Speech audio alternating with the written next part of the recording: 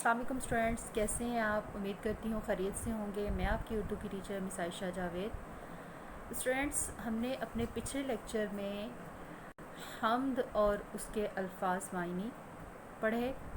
آج ہم حمد کے چند اشعار کی تشریح کریں گے۔ تو اپنے لیکچر کا آغاز کرتے ہیں۔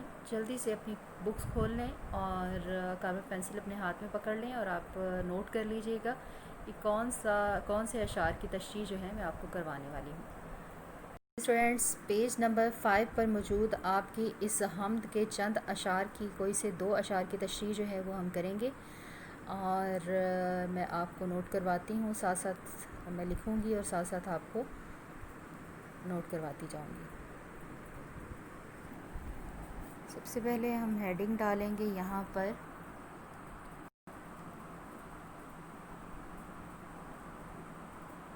اشعار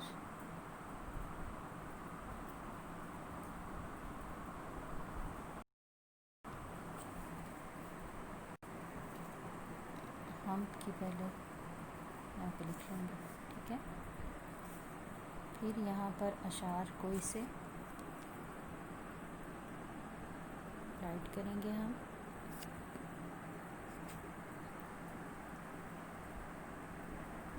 پہلا شعر ہے اس کا، لکھیں گے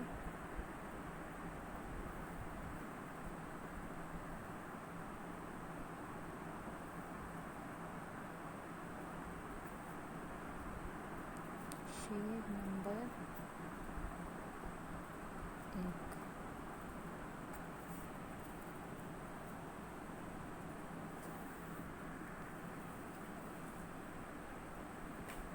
قبضہ ہو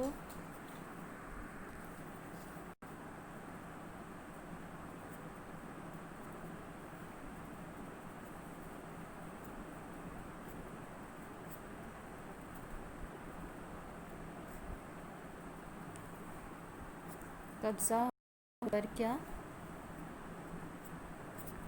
اور اس سے سوا تیرا،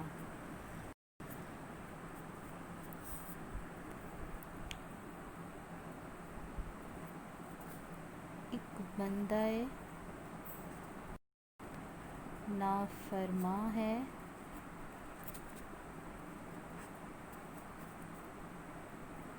حمد سرا تیرا۔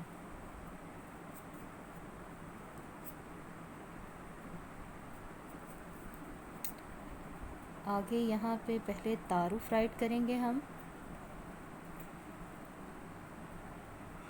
آپ کو پتہ ہے کہ کوئی بھی تشریح کو کرنے کے لیے ہمیں پہلے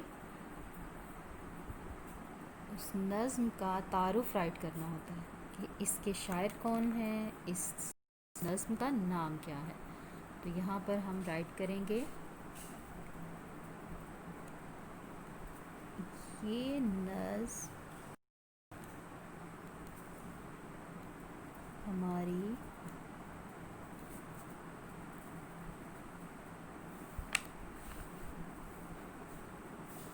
اردو کی درسی کتاب میں موجود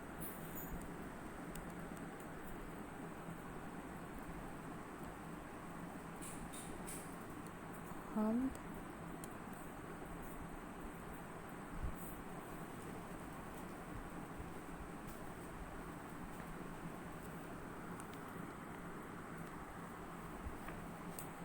سے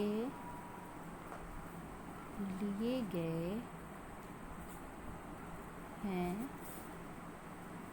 اس کے شاعر الطاف حسین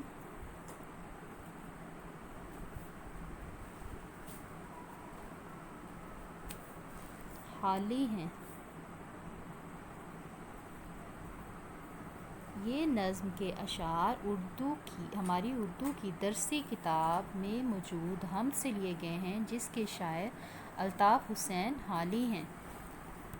آگے ہم یہاں پر مینشن کریں گے تشریح۔ لکھیں گے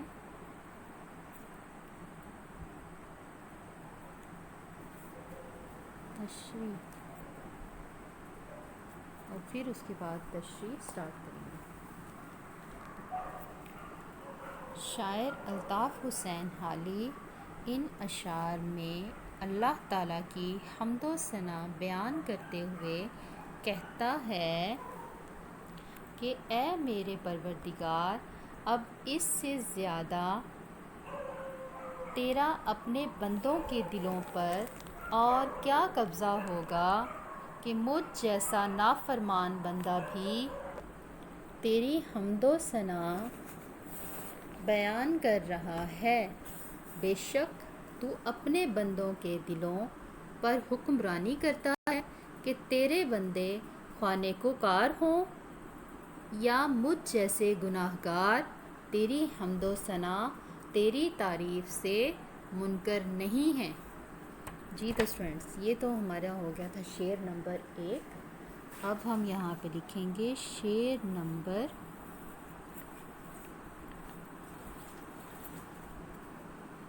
2۔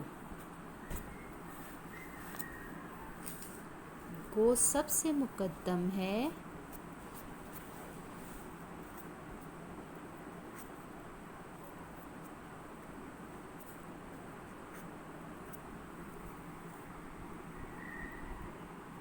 حق تیرا ادا کرنا،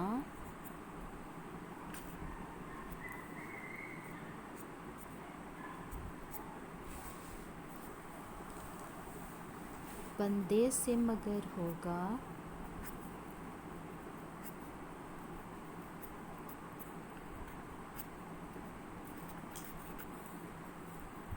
حق کیوں کر ادا تیرا۔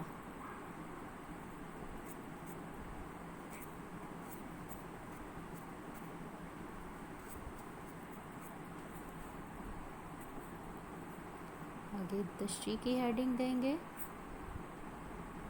اور تشریح سٹارٹ کریں گے۔ جی تو فرینڈس، تشریح ہے اس کی۔ شاعر الطاف حسین حالی اپنے اس دوسرے شعر میں اللہ تعالیٰ کی بڑائی کا اعتراف کرتے ہوئے کہتا ہے کہ اے میرے مولا، اس میں کوئی شک نہیں کہ ہماری اولین ترجیح حقوق اللہ، اولین مطلب پہلی ترجیح حقوق اللہ یعنی تیرے حقوق کی ادائیگی ہے، اور ہمیں چاہیے کہ ہم تمام فرمان کو چھوڑ کر سب سے پہلے تیری عبادت کریں اور حق بندگی کی پرواہ کیے بغیر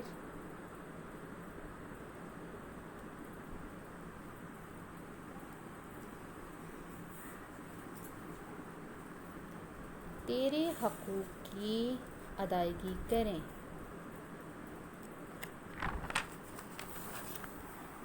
لیکن میرے پروردگار، میں ایک گناہ گار، خطا کار سا بندہ تیرا حق کیسے ادا کر سکتا ہوں؟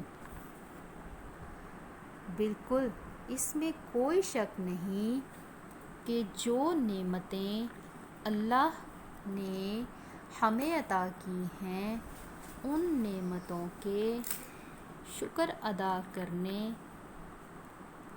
میں ہم اپنی زندگی،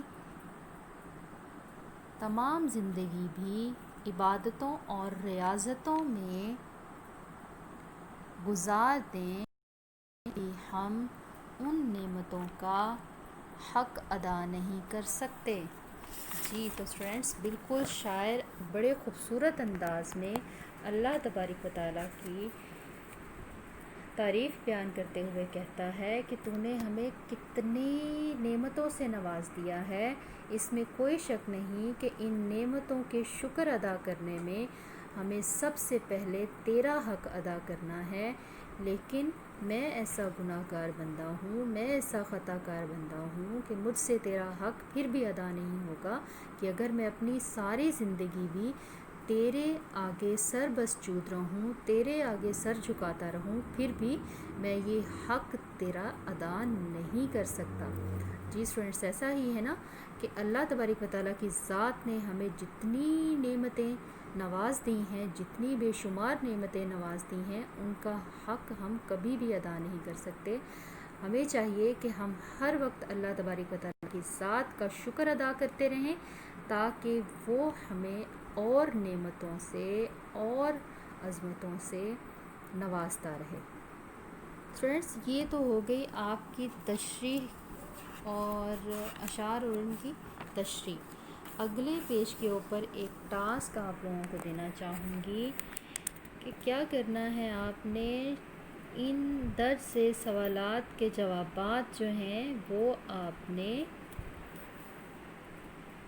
دیکھنے ہیں کہ کیا آپ کو آتے ہیں، آپ ڈھونڈ سکتے ہیں یہ، کیونکہ کل کے لیکچر میں میں تو آپ کو کرواؤں گی، لیکن میں دیکھنا چاہ رہی ہوں کہ آپ اس نظم کو پڑھنے کے بعد، اس حمد کو پڑھنے کے بعد کیا اس قابل ہوئے ہیں کہ آپ ان کے سوالات کے جوابات جو ہیں وہ خود لکھ سکیں۔ تو آپ کوشش تو کر کے دیکھیے گا، پھر اس کے بعد ٹیلی کر کے دیکھیے گا کہ کیا آپ کے آنسر جو ہیں وہ صحیح ہیں۔ ٹھیک ہے اسٹوڈنٹس؟ تو پہلا سوال ہے آپ کا، شاعر نے خود کو بندہ نافرمان کیوں کہا ہے؟ ٹھیک ہے، کیا بندہ اللہ کا حق ادا کر سکتا ہے؟ حمد کسے کہتے ہیں؟ میں نے پہلے ہی لیکچر میں آپ کو اس کا آنسر بتایا تھا۔ دوسرے، تیسرے اور چوتھے شعر کا مفہوم بیان کرنا ہے کہ اس میں شاعر جو ہے وہ کیا کہنا چاہ رہا ہے دوسرے، تیسرے اور چوتھے شعر میں۔ Okay students? اس کے علاوہ کویسچن نمبر 2 جو ہے وہ آلریڈی آپ لوگوں نے جو ہے وہ کیا ہوا ہے، لیکن پھر بھی اگر اس میں سے کوئی ایسا معنی جو آپ کو نہ آتا ہو وہ کمنٹ باکس میں آپ پوچھ سکتے ہیں۔ آپ نے آج کا ٹاسک جو ہے وہ کیا کرنا ہے، جن اشعار کی تشریح میں نے کروائی ہے اسٹوڈنٹس، وہ آپ نے اپنی کاپی پر ایسا ہوم ورک کرنا ہے، اور اس کے علاوہ آپ نے یہ درج ذیل الفاظ کے معنی یعنی کویسچن نمبر 2 جو ہے وہ اپنی کاپی پر حل کرنا ہے۔ اوکے اسٹوڈنٹس، یہ 2 ٹاسک آپ کو دے رہی ہوں۔ اس کے علاوہ ایکٹیویٹی کے طور پر میں نے آپ کو دیا ہے کہ آپ نے مختصر سوالات کے جوابات جو ہے وہ دیکھنے ہیں کہ کیا آپ کو ان مختصر سوالات کے جوابات آتے ہیں۔ اس حمد کو پڑھنے کے بعد آنے تو چاہیے، اور انشاءاللہ آئیں گے بھی۔ تو باقی کام میں آپ کو کل کے انشاءاللہ لیکچر میں کرواؤں گی۔ ٹھیک ہے اسٹوڈنٹس؟ جی، تو ایک کلاس یقیناً آپ کو لیکچر کی اچھے طریقے سے سمجھ آ گئی ہوگی۔ جو ٹاسک میں نے دیا ہے اس کو اچھے طریقے سے مکمل کریے گا، اور اس دعا کے ساتھ اجازت چاہوں گی کہ اللہ تبارک و تعالیٰ کی ذات آپ کو اپنے امان میں رکھے۔ تو کل تک کے لیے اجازت دیں۔ اللہ حافظ۔